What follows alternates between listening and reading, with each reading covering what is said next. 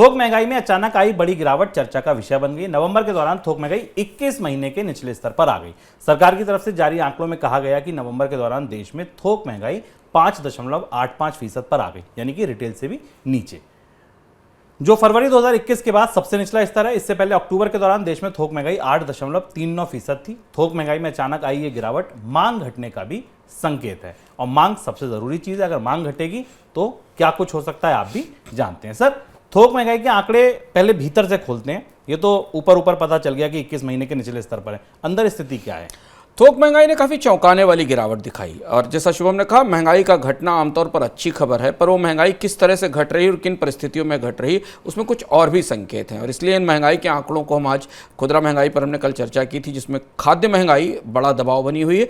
थोक महंगाई के आंकड़ों में भी अगर आप फूड आर्टिकल्स के लेवल पर देखें, फूड इंडेक्स अभी भी ऊंचाई पर है, उसमें भी कई सारी चीज़ों की कीमतें महंगी हैं। लेकिन बाकी जो महंगाई खुदरा महंगाई है वो उसमें तेज गिरावट दिखाई दे रही है। जो सभी कमोडिटीज़ में देखें तो प्राइमरी आर्टिकल्स की महंगाई दर जो अक्टूबर में करीब 11% के आसपास थी, वो घटकर 5.52% रह गई है। फ्यूल और पावर की महंगाई दर 23% से घट के 17% के आसपास है।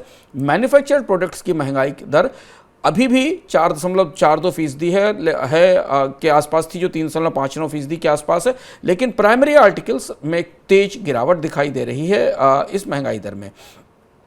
ये गिरावट कई मामलों में बाजार में आपूर्ति के स्तर से समस्याओं के समाधान का संकेत भी है। लेकिन यही आपूर्ति के स्तर से समस्याओं का समाधान मतलब ये कि जिन चीज़ों की शॉर्टेजेस थी या जो अंतर्राष्ट्रीय स्तर से जिनकी कीमतें महंगी थी, कम, उनकी धीमे धीमे बाजार में आपूर्ति सामान्य हो रही है। लेकिन यही महंगाई मांग की तरफ से हमें एक बिल्कुल दूसरी तस्वीर प्रस्तुत दिखाती है, जिसे हमें कुछ दूसरे आंकड़ों के संदर्भ में समझना होगा। सर, अब दूसरे आंकड़ों के संदर्भ में समझते हैं। औद्योगिक उत्पादन के आंकड़े अभी कुछ दिन पहले आए थे, जिसमें काफी गिरावट देखने को मिली थी, जो बताता है कि फैक्ट्रियों में आउटपुट नहीं हो रहा, फैक्ट्रियां पूरी रफ्तार से नहीं चल रही। उस रोशनी में अगर इन आंकड़ों को पढ़ने की कोशिश करें तो क्या संकेत मिलता है? हमने औद्योगिक उत्पादन के आंकड़े, फैक्ट्री उत्पादन के आंकड़े, जिनको हम तकनीकी भाषा में आईआईपी कहते हैं, उन्हें समझने की कोशिश की। और इससे ठीक पहले इस साल की दूसरी तिमाही के जीडीपी के आंकड़े आए, और इन आंकड़ों में दो बड़े संकेत थे जिनके कारण भारत में जीडीपी में काफ़ी तेज गिरावट आई। दूसरी तिमाही में भारत के मैन्युफैक्चरिंग इंडस्ट्री में कॉन्ट्रैक्शन आ गया, यानी उसमें उत्पादन बढ़ने के बजाय सिकुड़ गया, तिमाही आधार पर भी। और जब हमारे पास ताजे आंकड़े आए जो आईआईपी के थे, ये ठीक उस वक्त के थे जब जिस महीने में भारत में फेस्टिवल की सेल्स दिखाई दे रही थी, जो आईआईपी के आंकड़े हमारे सामने अभी दिखाई दिया। अब इनमें जब हम करीब से देखते हैं सितंबर और अक्टूबर के आंकड़ों में, अक्टूबर में शुभम, जितने प्राइमरी आर्टिकल्स हैं, महंगाई को अगर WPI महंगाई को अगर हम आईआईपी की रोशनी में, उत्पादन की रोशनी में देखें, तो ये तस्वीर थोड़ी सी साफ होती दिखाई देती। और यहाँ से भारत में एक बड़ा ब्रॉड बेस्ड स्लो डाउन, कई सारे उद्योगों में फैला हुआ स्लो डाउन या कई सारे उद्योगों में मांग की जबरदस्त कमी निकलकर सामने आती है।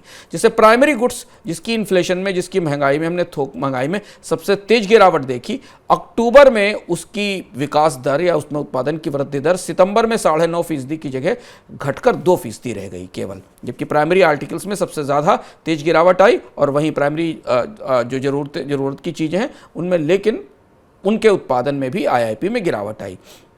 इंफ्रास्ट्रक्चर और कंस्ट्रक्शन सेक्टर में भी केवल 1% के उत्पादन में बढ़ोतरी दिखाई दी। अब इसे भीतर से देखें, हम इसको ब्रॉड बेस्ड स्लो डाउन क्यों कह रहे हैं, क्योंकि आईआईपी के आंकड़ों ने सबको चौंकाया। जितनी ज़रूरी चीज़ों की मांग भारत में कोविड के बाद, लॉकडाउन के बाद बढ़नी चाहिए थी, उन सब के उत्पादन में ज़बरदस्त गिरावट है। और मैं उपयोग के आधार पर, क्योंकि उपयोग के आधार पर हमारे लिए समझना ज़रूरी है, हम इस महंगाई को, थोक महंगाई के आंकड़े को उपयोग के आधार पर भारत के उत्पादन से जोड़ने की कोशिश करते हैं। अपैरल यानी कपड़ों का उत्पादन 37% गिरा, 37% गिरा। बिजली मशीनरी के उत्पादन में 33% की गिरावट है। चमड़े के उत्पादन में 24% की गिरावट है। फार्मा प्रोडक्ट्स के उत्पादन में 21% की गिरावट है।